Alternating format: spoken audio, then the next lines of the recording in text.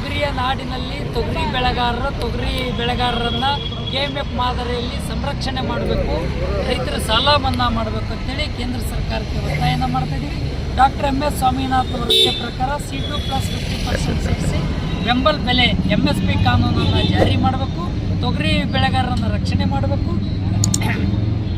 ಅತಿವೃಷ್ಟಿಯಿಂದ ಹಾನಿಯಾಗಿರ್ತಕ್ಕಂಥ ರೈತರಿಗೆ ಸಮಾನಾಗಿ ಎಲ್ಲರಿಗೆ ಪರಿಹಾರವನ್ನು ಕೊಡಬೇಕು, ಬೆಳೆ ವಿಮೆ ಹಣ ಎಲ್ಲ ರೈತರಿಗೆ ಬೆಳೆ ವಿಮೆ ಹಣನ ಬಿಡುಗಡೆ ಮಾಡಬೇಕು, ರೈತರ ಸಾಲದ ಬಾಧೆ ತಾಳದೆ ರೈತರ ಆತ್ಮಹತ್ಯೆಯನ್ನು ತಡೆಗಟ್ಟಬೇಕು ಅಂತೇಳಿ ಈ ಬೇಡಿಕೆಗಳ ಬೇಸಿಸ್ ಮೇಲೆ ನಾಳೆ ಜನವರಿ 22ರಂದು 23ನೇ ತಾರೀಕಿಗೆ ರಾಜ್ಯ ಸರ್ಕಾರ ವಿಶೇಷ ಅಧಿವೇಶನ ನಡೆಸ್ತಾ ಇದೆ.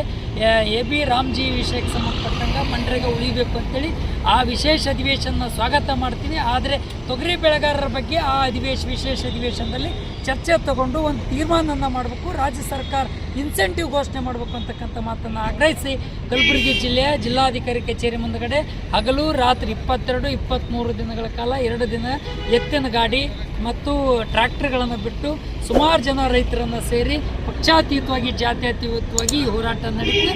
ಈ ಹೋರಾಟ ಯಶಸ್ವಿ ಆಗಬೇಕು, ಸರ್ಕಾರ ಇದ್ರ ಬಗ್ಗೆ ಚರ್ಚೆ ಮಾಡಬೇಕು, ಬಾಯ್ಬಿಟ್ಟು ಮಾತಾಡಬೇಕು ಅಂತಕ್ಕಂಥ ಮಾತನ್ನು ಒತ್ತಾಯ ಮಾಡ್ತಾಯಿದ್ವಿ.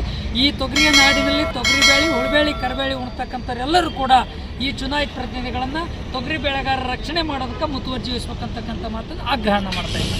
ಶರಣಬಸಪ್ಪ ವಂಶೆಟ್ಟಿ, ಕರ್ನಾಟಕ ಪ್ರಾಂತ ರೈತ ಜಿಲ್ಲಾಧ್ಯಕ್ಷ. ಎಲ್ರಿಗೂ ನಮಸ್ಕಾರ. ನಾನು ಭೀಮಾಶಂಕರ್ ಮಾಧವ್ ಅಂತೇಳಿ ಅಖಿಲ ಭಾರತ ಕಿಸಾನ್ ಸಭಾ ಜಿಲ್ಲಾಧ್ಯಕ್ಷನಾಗಿ ಕಾರ್ಯನಿರ್ವಹಿಸ್ತಿದ್ದೀನಿ. ಇಂದು ನಾವೆಲ್ಲ ರೈತ ಸಂಘಟನೆ ಜಂಟಿಯಾಗಿ ಜನವರಿ 22 ಮತ್ತು 23ರಂದು ಕಲಬುರಗಿ ಜಿಲ್ಲಾಧಿಕಾರಿ ಕಚೇರಿ ಎದುರುಗಡೆ ಅನಿರ್ದಿಷ್ಟ ಧರಣಿ ಸತ್ಯಾಗ್ರಹ ಪ್ರಾರಂಭ ಮಾಡಿದ್ದೇವೆ.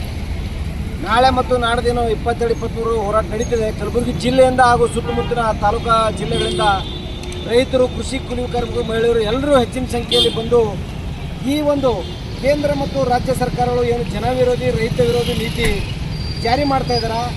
ಯಾಕಂದರೆ ಈ ಒಂದು ಕಲಬುರಗಿ ಜಿಲ್ಲೆ ತೊಗರಿಯ ಖನಿಜ ಅಂತೇಳಿ ನಾಡಂತೇಳಿ ಹೆಸರಿದೆ.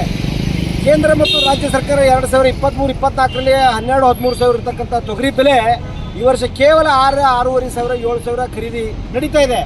ರಾಜ್ಯ ಮತ್ತು ಕೇಂದ್ರ ಸರ್ಕಾರಗಳು ರೈತರ ನೆರವಿಗೆ ಬಂದಿದ್ದೇವೆ, ನಾವು ರೇಟ್ ಹೆಚ್ಚಿಗೆ ಮಾಡಿದ್ದೇವೆ, 8 ಸಾವಿರ ಮುಖಾಂತರ ಖರೀದಿ ಮಾಡ್ತೇವೆ ಅಂತೇಳಿ ಬರೀ ಪೇಪರ್ ಟಿವಿಯಲ್ಲಿ ಮಾಧ್ಯಮದಲ್ಲಿ ಮಾತ್ರ ಹೇಳ್ತಾ ಇದ್ದಾರೆ. ಎಲ್ಲಿ ಒಂದು ಕ್ವಿಂಟಲ್ ಯಾವ ರೈತರನ್ನು ಇಲ್ಲಿವರೆಗೆ ಖರೀದಿ ಕೇಂದ್ರಗಳು ಪ್ರಾರಂಭ ಆಗಿಲ್ಲ. ಕನಿಷ್ಠ 12,500 ರೂಪಾಯಿ ಪ್ರತಿ ಕ್ವಿಂಟಲ್ ತೊಗರಿಗೆ ಬೆಂಬಲ ಬೆಲೆ ಕೊಡಬೇಕು. ಗ್ರಾಮ ಪಂಚಾಯತ್ ಮಟ್ಟದಲ್ಲಿ ಖರೀದಿ ಕೇಂದ್ರ ಸ್ಟಾರ್ಟ್ ಮಾಡಬೇಕು ಮತ್ತು ರೈತರ ಎಲ್ಲ ಬ್ಯಾಂಕ್ ಸಾಲ ಮನ್ನಾ ಮಾಡಬೇಕು.